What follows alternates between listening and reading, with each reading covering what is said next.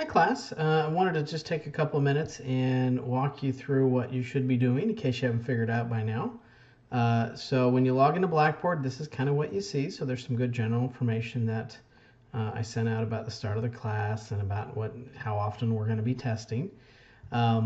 There's a Start Here folder that's also got some great information about what you should be doing. Kind of repeats a lot of itself, so I want to make sure we're very clear about testing expectations. There's a calendar that kind of gives you an overview as to what's due when. That'd be good to print out. There is some information about me having office hours virtually. So generally speaking, in the evenings, I'm free to kind of meet with students. If you'll just email me, we can set up a time. If I've got something going on, then I can push it off a day. But generally, I try to be open to sort of virtually chat with students. It's kind of like Skype. There's a different program I use, but there's a webcam kind of like this video here, and we can share screens and talk about whatever it is you want to talk about, just like if you showed up to my office. But where I want to go specifically is course content. So under course content gives you general directions as far as what you should be doing for any given unit.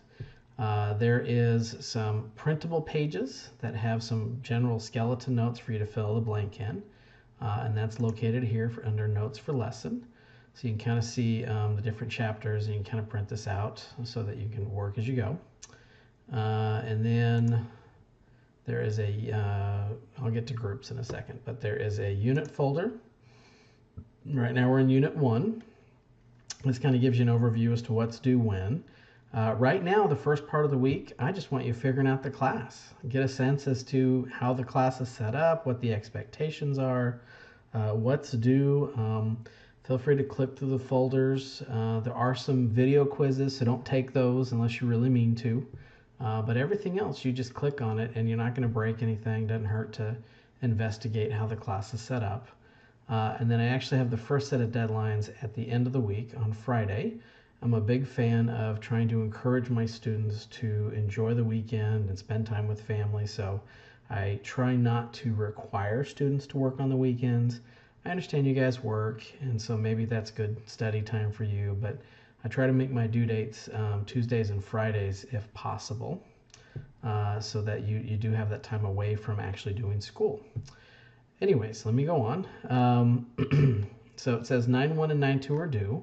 So as I scroll down here, there's the first lesson, 9-1.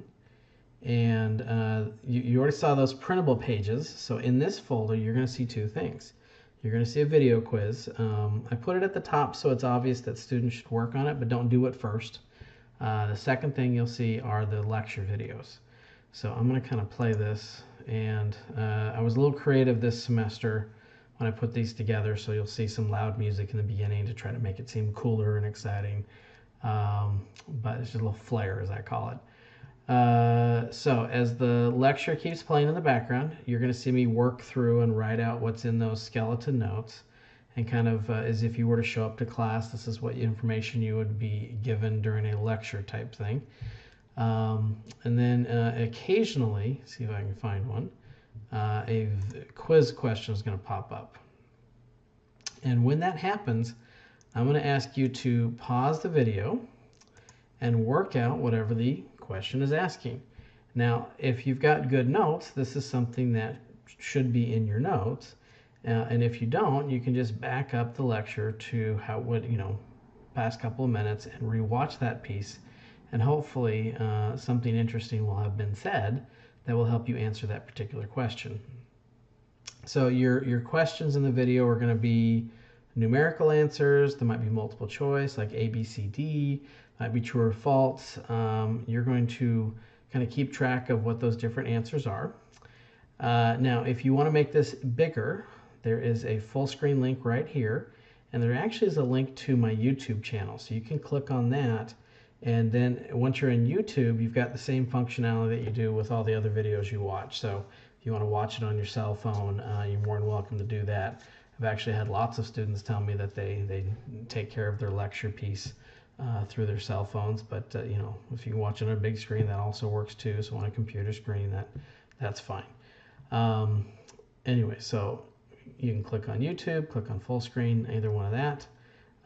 Each lecture is going to have different components. I tried to make my video chunks less than 20 minutes, but so this one has 2 different chunks in it, but for the most part, that's how that goes. And then let me click on the quiz so you can kind of see briefly what you will look at.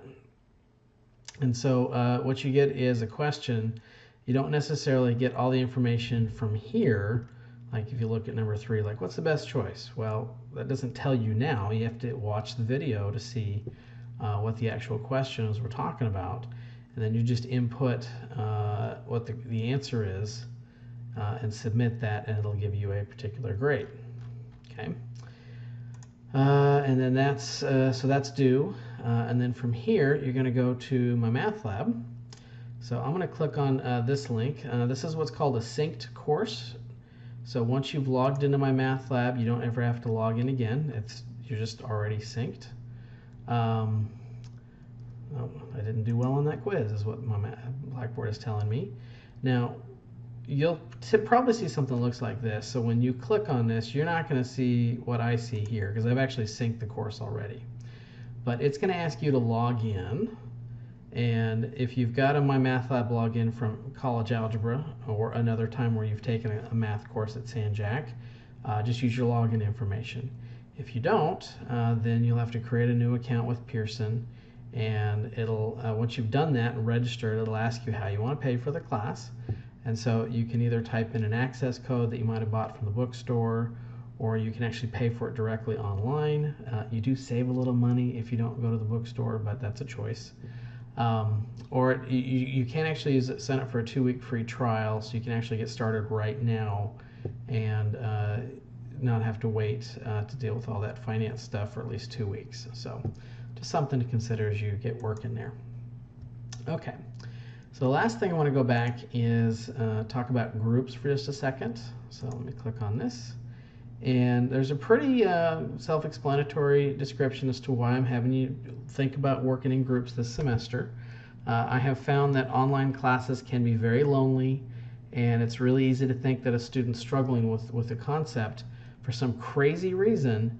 When adults get together and first adult says, I'm having a hard time, and the second adult says, I'm also having a hard time, once they get that initial math is hard statement out the way, they typically relax and then feel better about working together. So anyway, that's my idea, is to kind of create support groups. And I'm not asking for a lot of meetings. Honestly, aside from this first meeting for the first chance to get the software set up and figure out how to use this program, Google Hangouts on Air, I'm really only asking that you guys meet once a unit, and typically during the review week. And it's just a chance to do practice questions and make sure we're ready for the test and we know the information at the level we sort of need to know it at. Okay, so if you click here, this will give you to the sign-up sheet, and you just kind of pick a time that works for you. So I kind of broke it into a couple-hour chunks. So maybe you can do it in the mornings, maybe you can do it in the afternoons, maybe in the evenings, one of those 3 times. And once we get closer to our first meeting, I'll have you guys email back and forth and iron out, like, I think I want to meet at this specific time. And again, this is just there just to help you guys out and help you gain confidence in what it is you're doing. Other than that, that's a pretty good overview for now. So if you can think of any questions, please email me and let me know if you have any concerns, and I look forward to working with you.